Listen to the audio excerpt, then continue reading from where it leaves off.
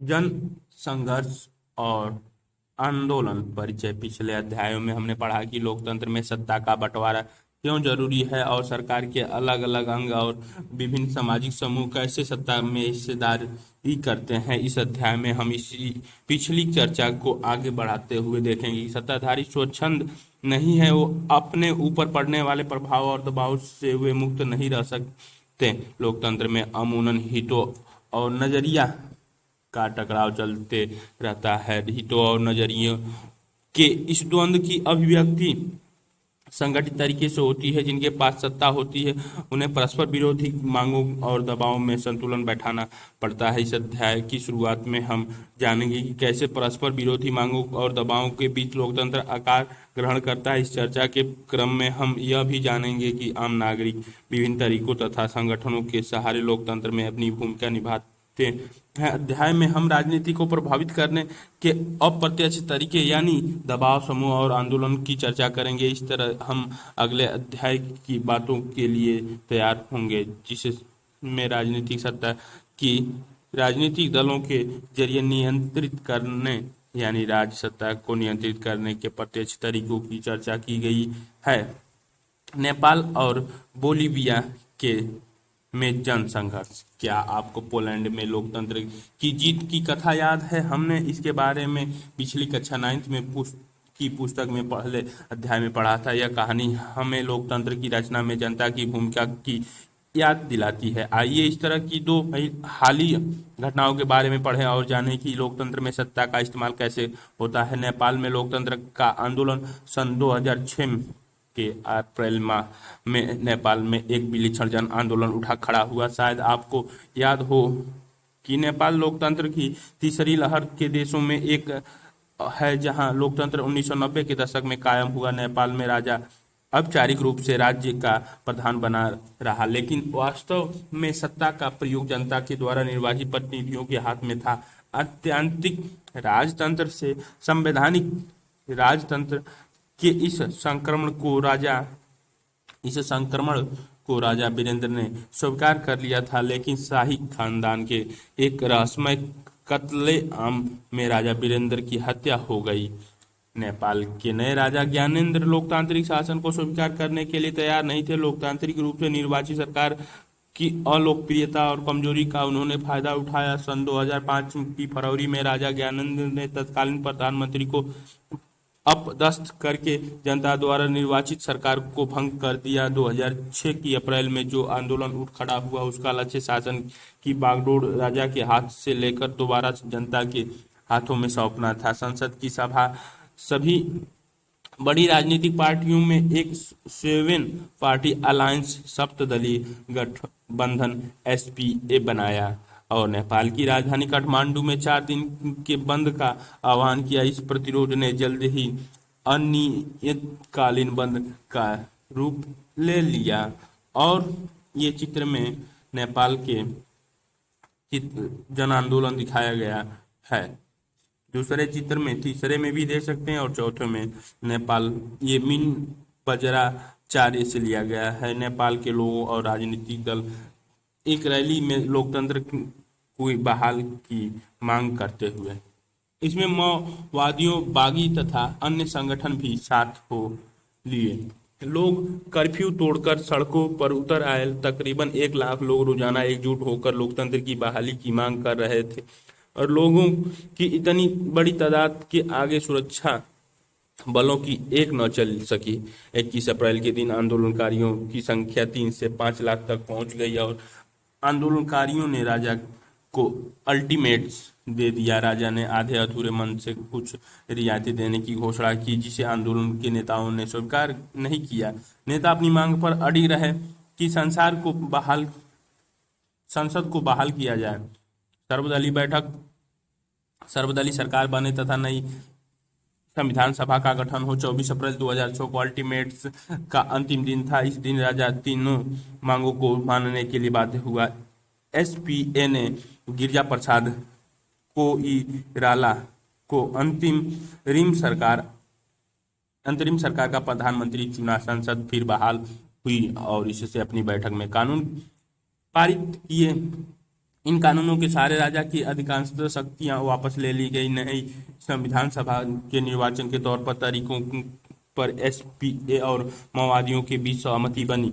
2008 में राजतंत्र को खत्म किया और नेपाल संघीय लोकतांत्रिक गणराज्य बन गया। 2015 में यह एक नया संविधान को अपनाया गया। नेपाल के लोगों का यह संघर्ष पूरे विश्व के लोकतंत्र प्रेमियों के लिए प्रेरणा का स्रोत रहा। बोलीविया का जल युद्ध, नेपाल और पोलैंड की कथाएं लोकतंत्र की स्थापना अथवा उसके पुनरुद्धार की बातें बताती हैं, लेकिन जनसंपर्क की भूमिका लोकतंत्र की स्थापना के साथ खत्म नहीं हो जाती। बोलीविया में लोगों ने अपने पानी के निजीकरण के खिलाफ एक सफल संघर्ष, बात बोले भेद खोले। माओ आदि चीनी क्रांति के नेता माओ की विचारधारा को मानने वाले साम्यवादी माओवादी मजदूरों और किसानों के शासन को स्थापित करने के लिए सशस्त्र क्रांति के जरिए सरकार को उखाड़ फेंकना चाहते हैं।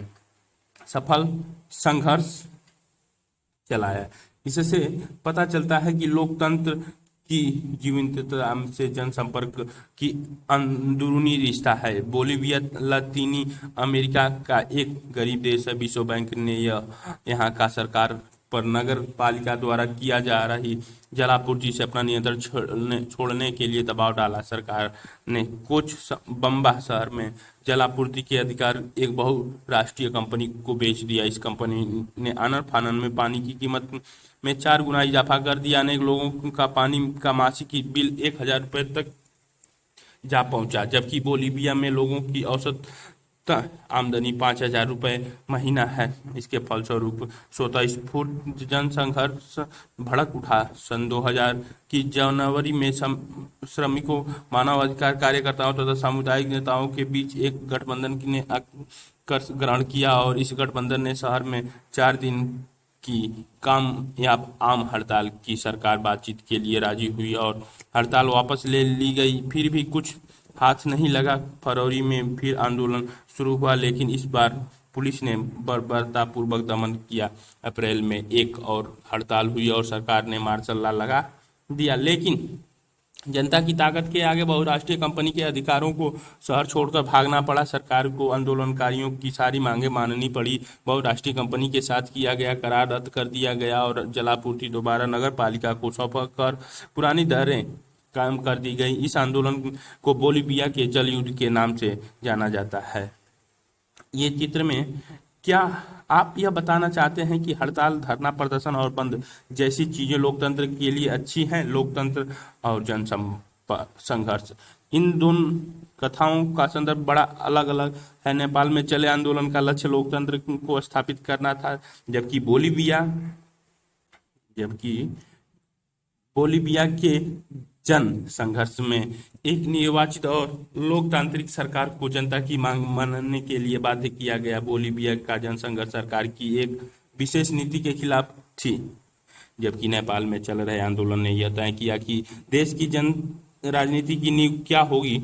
ये दोनों ही संघर्ष सफल रहे, लेकिन इनके प्रभाव के स्तर अलग अलग थे। इन अंतरों के बावजूद दोनों ही कथाओं में कुछ ऐसी बातें हैं जो लोकतंत्र के अतीत और भविष्य के लिए प्रासंगिक हैं। ये दो कथाएं राजनीतिक संघर्ष का उदाहरण है। दोनों ही घटनाओं में जनता बड़े पैमाने पर लामबंद हुई। जनसंपर्क की सार्वजनिक अभिव्यक्ति ने विवादों को उसके परिणाम तक पहुंचाया। इसके साथ साथ हम यह भी देखते हैं कि दोनों ही घटनाओं में राजनीतिक संगठनों की भूमिका निर्णायक रही। अगर आपको कक्षा 9 की पाठ्य पुस्तक के पहले अध्याय की याद हो तो आप पहचान जाएंगे कि पूरे विश्व में लोकतंत्र का विकास ऐसे ही हुआ है।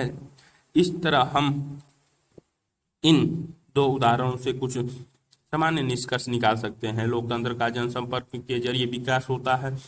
यह भी संभव है कि कुछ महत्वपूर्ण फैसले आम सहमति से हो जाएं और ऐसे फैसलों के पीछे किसी तरह का संघर्ष न हो, फिर भी इसे अपवाद ही कहा जाएगा। लोकतंत्र का निर्णायक घड़ी अमूमन वही होती है जब सत्ताधारियों और सत्ता में हिस्सेदारी चाहने वालों के बीच संघर्ष होता है। ऐसी घड़ी तब आती है जब कोई देश लोकतंत्र की ओर कदम बढ़ा रहा हो, इस देश में लोकतंत्र का विस्तार हो रहा हो अथवा वहां लोकतंत्र की जड़ें मजबूत होने की प्रक्रिया में हो। लोकतंत्र संघर्ष का समाधान जनता की व्यापक लामबंदी के जरिए होता है। संभव है कि कभी कभी इस संघर्ष का समाधान मौजूदा संस्थाओं मसलन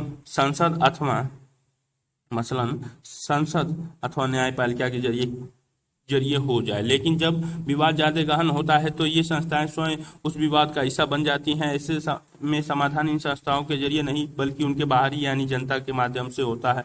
ऐसे संघर्ष या और लामबंदियों का आधार राजनीति संगठन होते हैं। यह बात सच है कि ऐसी ऐतिहासिक घटनाओं में स्वतः स्फूर्त होना का भाव भी कहीं न कहीं जरूर मौजूद होता है, लेकिन जनता की स्वतः स्फूर्त सार्वजनिक भागीदारी संगठित राजनीति के जरिए कारागार हो पाती है। संगठित राजनीति के कई माध्यम हो सकते हैं। ऐसे माध्यमों में राजनीतिक दल, दबाव समूह और आंदोलनकारी समूह शामिल हैं। क्या इसका मतलब यह है हुआ कि जिस पक्ष में ज्यादा संख्या में लोग जुटा लिए वह अपना चाहा हुआ सब कुछ हासिल कर लेगा? क्या हम यह मान लें कि लोकतंत्र का मतलब जिसकी लाठी उसकी भैंस, जिसका लाठी उसकी भैंस, लोकतंत्र का मतलब यही तो सिंपल सा। क्या जाना, क्या समझा आपने? सन 1984 में कर्नाटक सरकार ने कर्नाटक पल्प बोर्ड लिमिटेड नामक से एक कंपनी बनाई। इस कंपनी को लगभग 30,000 हेक्टेयर जमीन 40 सालों के लिए एक तरह से मुफ्त में दे दी गई। इसमें से अधिकांशतः जमीन का इस्तेमाल किसान अपने पशुओं के चारागाह के रूप में करते थे। कंपनी ने इस जमीन पर यूकेलिप्टस के पेड़ लगाने शुरू किया। इन पेड़ों का इस्तेमाल कागज बनाने की लुगदी तैयार करने के लिए किया जाता था। सन 1987 में कितिको हिचको अर्थात तोड़ो और रोपो नाम का एक आंदोलन शुरू हुआ। इससे अहिंसक प्रतिरोध का रास्ता अख्तियार किया गया। लोगों ने यूकेलिप्टस के पेड़ तोड़े और उनकी जगह वैसे पेड़ के बिचड़े लगाए जो जनता के लिए फायदेमंद थे। नीचे कुछ समूह के नाम दिए गए हैं। अगर आप इनमें से किसी भी समूह में होते तो अपने पक्ष में समर्थन में क्या दलील देते? स्थानीय किसान, पर्यावरणविद, कार्यकर्ता, उपयुक्त कंपनी में काम करने वाले अधिकारी अथवा कागज का उपभोक्ता, लामबंदी और संगठन। आइए हम ऊपर दोनों उदाहरणों की तरफ लौटते और उन संगठनों की बात करें जिनके बूते ये संघर्ष सफल हुआ। हमने देखा कि नेपाल में अनियतकालीन हड़ताल का आह्वान 7 दलों के गठबंधन यानी एसपीए ने किया था। इस संगठन में ऐसे 7 बड़े दल शामिल हुए जिनके कुछ न कुछ सदस्य संसद में थे, लेकिन इस जनसंपर्क के पीछे सिर्फ एसपीए नहीं था। इस संघर्ष में नेपाली कम्युनिस्ट पार्टी माओवादी ने भी भाग लिया, जिसे संसदीय लोकतंत्र पर विश्वास नहीं है। यह पार्टी नेपाल की सरकार के विरुद्ध सशक्त संघर्ष चला रही थी और इसने नेपाल के एक बड़े हिस्से पर अपना नियंत्रण कर लिया था। नेपाल के जनसंपर्क में राजनीतिक दलों के अलावा अनेक संगठन शामिल थे। इस सभी बड़े मजदूर संगठन और उसके परिसंघों को इस आंदोलन में भाग लिया। अन्य अनेक संगठन मसलन मूलवासी लोगों के संगठन तथा शिक्षक, वकील और मानवाधिकार कार्यकर्ताओं के समूह ने इस आंदोलन को अपना समर्थन दिया। पानी के निजीकरण के खिलाफ बोलिविया में जो आंदोलन चला उसकी अगुवाई किसी राजनीतिक दल ने नहीं की। इस आंदोलन का नेतृत्व फेडकोर नामक संगठन ने किया। इस संगठन में इंजीनियर और पर्यावरणविद समेत स्थानीय कामकाजी लोग शामिल थे। इस संगठन को सिंचाई पर निर्भर किसानों के एक संघ, कारखाना मजदूर के संगठन के परिसंघ, कोचाबम्बा विश्वविद्यालय के छात्र तथा शहर में बढ़ती बेघर बाल बच्चों की आबादी का समर्थन मिला। इस आंदोलन को सोशलिस्ट पार्टी ने भी समर्थन दिया। सन 2006 में बोलिविया में सोशलिस्ट पार्टी को अब सत्ता हासिल हुई। इन 2 उदाहरणों से हमें जान सकते हैं कि एक लोकतांत्रिक व्यवस्था में किसी संघर्ष के पीछे बहुत से संगठन होते हैं। ये संगठन 2 तरह से अपनी भूमिका निभाते हैं। लोकतंत्र में किसी फैसले पर असर डालने का एक जाना पहचाना तरीका राजनीति में प्रत्यक्ष भागीदारी करने का होता है। इसके लिए पार्टी बनाई जाती है, चुनाव लड़ा जाता है और सरकार बनाई जाती है। लेकिन हर नागरिक इतने प्रत्यक्ष ढंग से भागीदारी नहीं करता। संभव है कि नागरिक की इच्छा न हो तो अथवा प्रत्यक्ष राजनीतिक गतिविधियों में हिस्सेदारी की उस जरूरत न महसूस होती हो। संभव है कि उसके पास इसके लिए जरूरी कौशल का अभाव हो और वह ऐसे में सिर्फ मतदान करके प्रत्यक्ष राजनीति में अपनी हिस्सेदारी करता हो। बहरहाल ऐसे अनेक अप्रत्यक्ष तरीके हैं जिनके सहारे लोग सरकार से अपनी मांगे अथवा नजरिया का इजहार कर सकते हैं। लोग इसके लिए संगठन बनाकर अपने हितों अथवा नजरिए को बढ़ावा देने वाली गतिविधियां कर सकते हैं। इसे हित समूह अथवा दबाव समूह कहते हैं। कभी कभी लोग बगैर संगठन संगठन बनाए अपनी मांगों के लिए एकजुट होने का फैसला करते हैं। ऐसे समूह को आंदोलन कहा जाता है। दबाव समूह और आंदोलनबद्ध और संगठन दबाव समूह सरकार की नीतियों को प्रभावित करने की कोशिश करते हैं। ये चित्र में मुझे ये दे रखा है मोबिलिजेशन। मुझे यह लामबंदी का जुल्माना पसंद नहीं आता। ऐसा जाना पड़ता है मानो आदमी न हुए आलू के बोरे में, आदमी न हुए आलू के बोरे हों। और मुंगेरी लाल के सपने जारी रहते हैं। गरीबिया हेटो फीलगुड्स केशव द हिंदू, ये केशव द्वारा बनाया गया चित्र है। ये Bhopal gas victims getting the substandard drugs NGO SEZ says only a way forward for job growth, says CII. Pro American till the foreigner policy AITUC journalist protest against the assault on a photographer. RAW hope that their side of the story will be heard. Deemed to ensure the time of the refund the wait.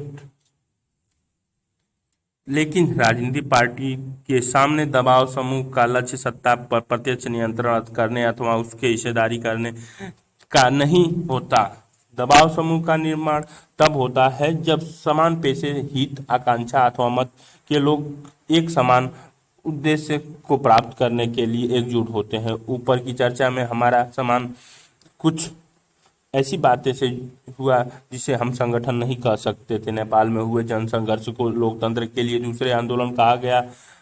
हम अक्सर कई तरह के सामूहिक कार्रवाई के लिए जन आंदोलन जैसे शब्द व्यवहार होता सुनते हैं, जैसे नर्मदा बचाओ आंदोलन, सूचना का अधिकार आंदोलन, शराब विरोधी आंदोलन, महिला आंदोलन तथा पर्यावरण आंदोलन। दबाव समूह के समान आंदोलन भी चुनाव मुकाबले में सीधे भागीदारी करने के बजाय राजनीति को प्रभावित करने की कोशिश करते हैं। लेकिन दबाव समूहों के विपरीत आंदोलन में संगठन ढीला ढाला होता है। आंदोलन में फैसले अनौपचारिक ढंग से लिए जाते हैं और ये फैसले लचीले भी होते हैं। आंदोलन जनता की स्वतः स्फूर्ति भागीदारी पर निर्भर होते हैं, न कि दबाव समूह पर। वर्ग विशेष के हित समूह और जन सामान्य के हित समूह अमूमन समाज के किसी खास हिस्से अथवा समूह के हितों को बढ़ावा देने चाहते हैं। मजदूर संगठन, व्यवसायिक संघ और पेशेवरों, वकील, डॉक्टर, शिक्षक आदि। अखबार के इन कतरनों में जिन दबाव समूहों का जिक्र किया गया है, क्या आप उन्हें पहचान सकते हैं? क्या वे मांग कर सकते हैं? क्या मांग कर सकते हैं? ये चित्र में दिखाया गया है। ये वाले में ये प्रोटेक्ट लगा के लोग भीड़ लगा के खड़े हैं। ये विकिपीडिया लिया गया है।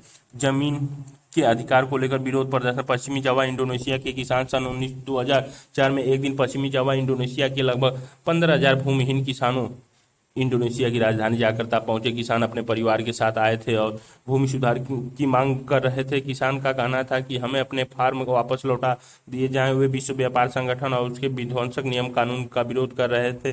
प्रदर्शनकारी का नारा था, जमीन नहीं तो वोट नहीं। उनका ऐलान था कि अगर किसी उम्मीदवार ने भूमि सुधार का पक्ष नहीं लिया तो वे इंडोनेशिया में हो रहे राष्ट्रपति पद के पहले प्रत्यक्ष चुनाव का बहिष्कार करेंगे। के निकाय के इस तरह के दबाव समूह के उदाहरण है। ये दबाव समूह वर्ग विशेष होते हैं क्योंकि ये समाज के किसी खास तबके मसलन मजदूरी, कर्मचारी, व्यवसायी, उद्योगपति, धर्म विशेष के अनुयायी अथवा किसी खास जाति आदि का प्रतिनिधित्व करते हैं। ऐसे दबाव समूह का मुख्य सरोकार पूरे समाज का नहीं बल्कि अपने सदस्यों की बेहतरी और कल्याण करना होता है। कुछ संगठन समाज के किसी एक तबके के हितों का प्रतिनिधित्व नहीं करते। ये संगठन सर्व सामान्य हितों की नामुमकिनगी करते हैं जिनका रक्षा जरूरी होती है। संभव है ऐसे संगठन जिस उद्देश्य को पाना चाहता हो उससे इसके सदस्य को कोई लाभ न हो। बोलीविया का फेडकोर नाम का एक संगठन ऐसे संगठन का उदाहरण है जो नेपाल के मामले से हमने देखा कि वहाँ मानव अधिकार के संगठनों ने भी भागीदारी की थी। हमने इससे संगठन के बारे में कक्षा 9 की किताबों में पढ़ा था। इन दूसरे किस्म के संगठनों को जन सामान्य के हित समूहों अथवा लोक कल्याणकारी समूह कहते हैं। ऐसे संगठन किसी खास हितों के बजाय सामूहिक हितों का प्रतिनिधित्व करते हैं। इनका लक्ष्य अपने सदस्यों की नहीं बल्कि किन्हीं और की मदद करना होता है। मिसाल के लिए हम बंधुआ मजदूरी के खिलाफ लड़ने वाले समूहों के नाम ले सकते हैं। ऐसे समूह अपनी भलाई के लिए नहीं बल्कि बंधुआ मजदूरी के बोझ तले पीस रहे लोगों के लिए लड़ते हैं। कुछ मसलों में संभव है कि जन सामान्य के हितों का प्रतिनिधित्व करने वाले समूह ऐसे उद्देश्य को साधने के लिए आगे आए जिससे बाकियों के साथ साथ उन्हें भी फायदा होता है। उदाहरण के लिए BAMCEF backward and minority community employees federation BAMCEF का नाम लिया जा सकता है। यह मुख्यतः सरकारी कर्मचारियों का संगठन है जो जातिगत भेदभाव के खिलाफ अभियान चलाता है। यह संगठन जातिगत भेदभाव के शिकार अपने सदस्यों की सदस्यता को देखता है, लेकिन इसका मुख्यतः सरोकार सामाजिक न्याय और समाज के लिए सामाजिक समानता हासिल करना है। आंदोलनकारी समूह दबाव समूह के समान किसी आंदोलन में कई तरह के समूह शामिल रहते हैं। ऊपर कुछ उदाहरण दिए गए हैं जिसमें इनकी एक साधारण विशेषता का संकेत मिलना है। अधिकतर आंदोलन किसी खास मुद्दे पर केंद्रित होते हैं। ऐसे आंदोलन एक सीमित समय सीमा के भीतर किसी एक लक्ष्य को पाना चाहते हैं। कुछ आंदोलन जाते सार्वभौमिक प्राकृतिक के होते हैं और एक व्यापक लक्ष्य को बहुत बड़ी समयावधि में हासिल करना चाहते हैं। नेपाल में उठे लोकतंत्र के आंदोलन का विशिष्ट उद्देश्य था राजा को अपने आदेशों को वापस लेने के लिए बाध्य करना। इन आदेशों के द्वारा राजा ने लोकतंत्र को समाप्त कर दिया था। भारत में नर्मदा बचाओ आंदोलन ऐसे आंदोलन का अच्छा उदाहरण है। नर्मदा नदी पर बनाए जा रहे सरदार सरोवर बांध के कारण लोग विस्थापित हुए। यह आंदोलन इसी खास मुद्दे को लेकर शुरू हुआ। इसका उद्देश्य बांधों को बनाने से रोकना था। धीरे धीरे इस आंदोलन ने व्यापक रूप धारण किया। इसने सभी बड़े बांधों और विकास के उस मॉडल पर सवाल उठाए जिसमें बड़े बांधों को अनिवार्य साबित किया जाता है। ऐसे आंदोलन में नेतृत्व बड़ा स्पष्ट होता है और उनका संगठन भी होता है, लेकिन ऐसे आंदोलन बहुत थोड़े समय तक ही सक्रिय रह पाते हैं। किसी एक मुद्दे पर आधारित ऐसे आंदोलन के बरखक्स उन आंदोलनों को रखा जा सकता है जो लंबे समय तक चलते हैं और जिन एक से ज्यादा मुद्दे होते हैं। पर्यावरण के आंदोलन तथा महिला आंदोलन ठेठे ऐसे ही आंदोलन की मिसाल है। ऐसे आंदोलनों के नियंत्रण अथवा दिशा निर्देशन के लिए कोई एक संगठन नहीं होता। पर्यावरण आंदोलन के अंतर्गत अनेक संगठन तथा खास मुद्दे पर आधारित आंदोलन शामिल हैं। इन सब के संगठन अलग अलग हैं।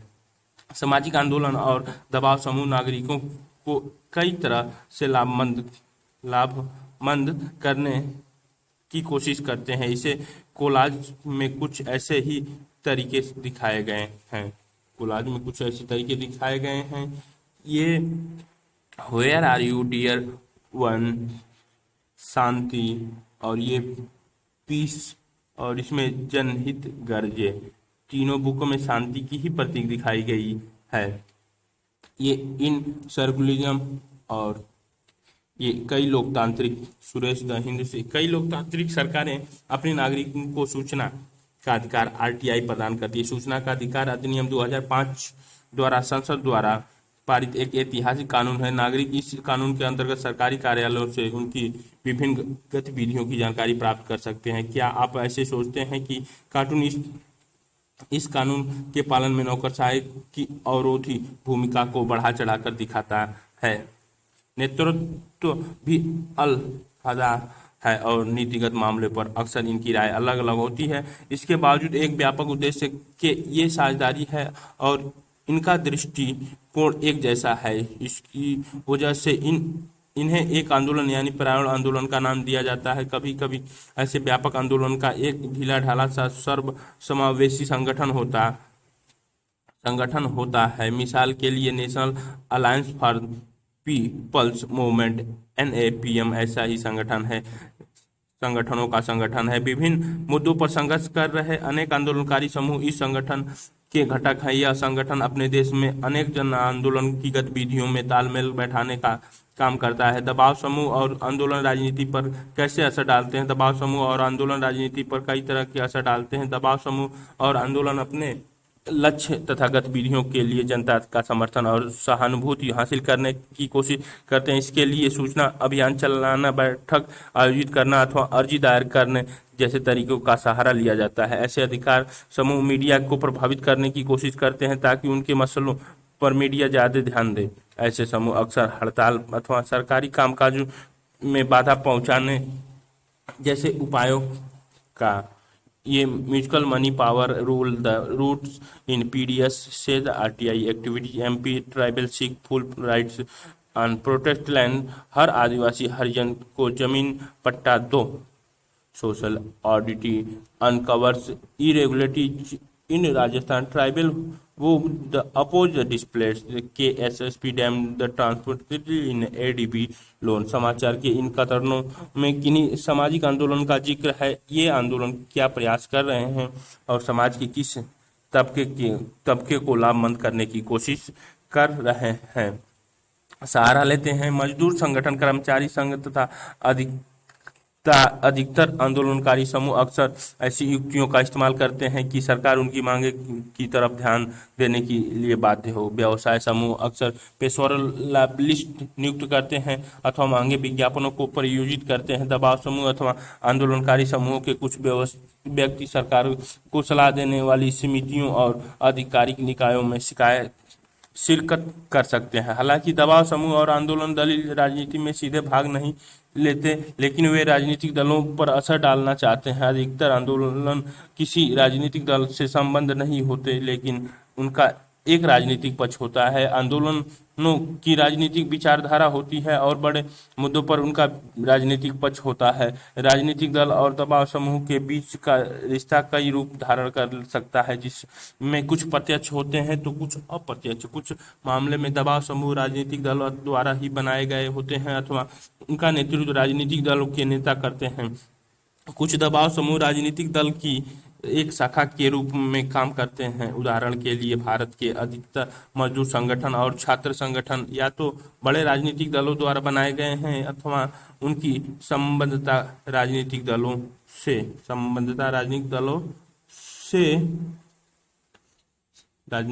से है। ऐसे दबाव समूह के अधिकतर नेता अमूमन किसी न किसी राजनीतिक दल के कार्यकर्ता और नेता होते हैं। कभी कभी आंदोलन राजनीतिक दल का रूप अख्तियार कर लेते हैं। उदाहरण के लिए विदेशी लोगों के लिए विरुद्ध छात्रों ने असम आंदोलन चलाया और जब इस आंदोलन की समाप्ति हुई तो इस आंदोलन ने असम गण परिषद का एक रूप ले लिया। सन 1930 और 1940 के दशक में तमिलनाडु में समाज सुधार आंदोलन चले थे। DMK और AIADMK जैसी पार्टियों की जड़ें इन समाज सुधार आंदोलन में ढूंढी जा सकती है। अधिकांशतः दबाव समूह और आंदोलन का राजनीतिक दलों से प्रत्यक्ष संबंध नहीं होता है। दोनों परस्पर विरोधी पक्ष लेते हैं, फिर भी इनके बीच संवाद कायम हो जाता है और सुलह की बातचीत चलती रहती है।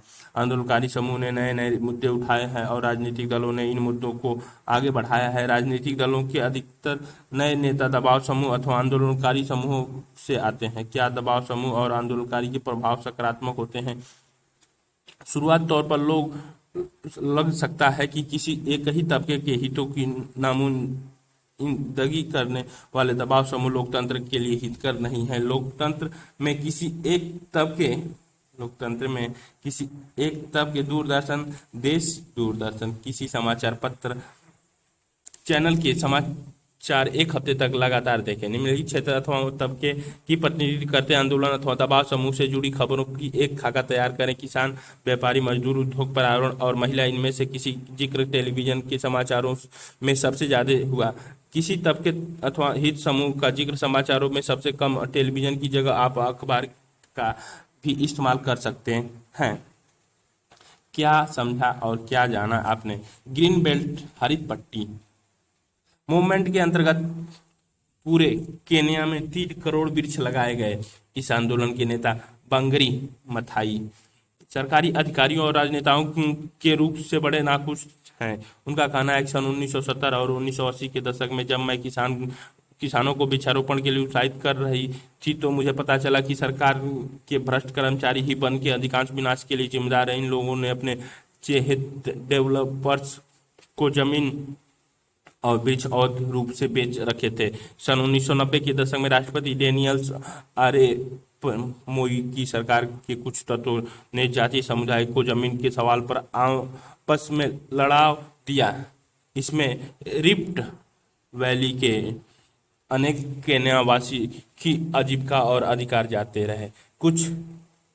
कुछ को अपनी जान गंवानी पड़ी। शासक दल के समर्थन को जमीन मिली और लोकतंत्र समर्थन आंदोलन के पक्ष में बोलने वाले को विस्थापित होना पड़ा। यह सरकार की एक चाल थी जिसका उद्देश्य समुदायों को जमीन के सवाल पर आपस में लड़वाकर सत्ता पर कब्जा जमाए रखना था। अगर वे एक दूसरे से भिड़ते रहेंगे तो लोकतंत्र की मांग करने के लिए उनके पास कम मौके होंगे। ऊपर के अनुच्छेद में आपको लोकतंत्र और सामाजिक आंदोलन में क्या संबंध नजर आ रहा है? इस आंदोलन को सरकार के प्रति क्या रवैया अपनाना चाहिए? ये कार्टून एलन क्लाउजन फाल्कन केंगल कार्टून से लिया गया है। नहीं, बल्कि सबके हितों की रक्षा होनी चाहिए। यह भी लग सकता है कि ऐसे समूह सत्ता का इस्तेमाल तो करना चाहते हैं लेकिन जिम्मेदारी से बचना चाहते हैं। राजनीतिक दलों को चुनाव के समय जनता का सामना करना पड़ता है लेकिन ये समूह जनता के प्रति जवाबदेह नहीं होते। संभव है कि जनता समूहों और आंदोलनों को जनता से समर्थन अथवा धन न मिले। कभी कभी ऐसा भी हो सकता है कि दबाव समूहों को बहुत कम लोगों का समर्थन प्राप्त हो लेकिन उनके पास धन ज्यादा हो और इसके बूते अपने संकुचित एजेंडे पर वे सामाजिक बहस का रुख मोड़ने में सफल हो जाएं। लेकिन थोड़ा संतुलित नजरिया अपनाएं तो स्पष्ट होगा कि दबाव समूहों और आंदोलन के कारण लोकतंत्र की जड़ें। इस कार्टून का शीर्ष है खबर बेखबर। मीडिया में अक्सर किसकी चर्चाएं चलती हैं? अखबार में ज्यादातर किनके बारे में लिखा गया होता है? लोकतंत्र की जड़ें मजबूत हुई हैं। शासकों के ऊपर दबाव डालने लोकतंत्र में कोई अहितकार गतिविधि नहीं बरसते इसका अवसर सबको प्राप्त हो। सरकारें अक्सर थोड़े ही धन और ताकतवर लोगों के अनुचित दबाव में आ जाती हैं। जनसाधारण के हित समूह और तथा आंदोलन के इस अनुचित दबाव के प्रतिकार में उपयोगी भूमिका निभाते हैं और आम नागरिक की जरूरतों तथा सरोकारों से सरकार को अवगत कराते हैं। वर्ग विशेष हित समूह भी महत्वपूर्ण भूमिका निभाते हैं। जब विभिन्न समूह सक्रिय हो तो कोई एक समूह समाज के ऊपर प्रभुत्व कायम नहीं कर सकता। यदि कोई एक समूह सरकार के ऊपर अपने हितों में नीति बनाने के लिए दबाव डालता है तो दूसरा समूह इसके प्रतिकार में दबाव डालेगा कि नीतियां उस तरह से न बनाई जाए। सरकार को भी ऐसे में पता चलता रहता है कि समाज के विभिन्न तबके क्या चाहते हैं। इससे परस्पर विरोधी हितों के बीच सामंजस्य बैठाना तथा शक्ति संतुलन करना संभव होता है। ये क्वेश्चन आंसर दे रखे हैं। नीचे एक आपको मिलेगा। मेवात हरियाणा का सबसे पिछड़ा इलाका है। यह गुड़गांव और फरीदाबाद जिले का हिस्सा हुआ करता था। मेवात के लोगों को लगा कि इस इलाके को अगर अलग जिला बना दिया जाए तो इस इलाके पर ज्यादा ध्यान जाएगा लेकिन राजनीतिक दल इस बात में कोई रुचि नहीं ले रहे थे। सन 1996 में Mewat education and social organisation तथा मेवात साक्षरता समिति ने अलग जिला बनाने की मांग उठाई। बाद में सन 2000 में मेवात विकास सभा की स्थापना हुई। इसने एक के बाद एक कई जन जागरण अभियान चलाए। इससे बाध्य होकर बड़े दल यानी कांग्रेस और इंडियन नेशनल लोक दल को इस मुद्दे को अपना समर्थन देना पड़ा। उन्होंने फरवरी 2005 में होने वाले विधानसभा के चुनाव से पहले ही कह दिया कि नया जिला बना दिया जाएगा। जिला नया जिला सन 2005 की जुलाई में बना। इस उदाहरण से आपको आंदोलन, राजनीतिक दल और सरकार के बीच क्या रिश्ता नजर आता है? क्या आप कोई ऐसा उदाहरण दे सकते हैं जो अलग रिश्ता बताता है?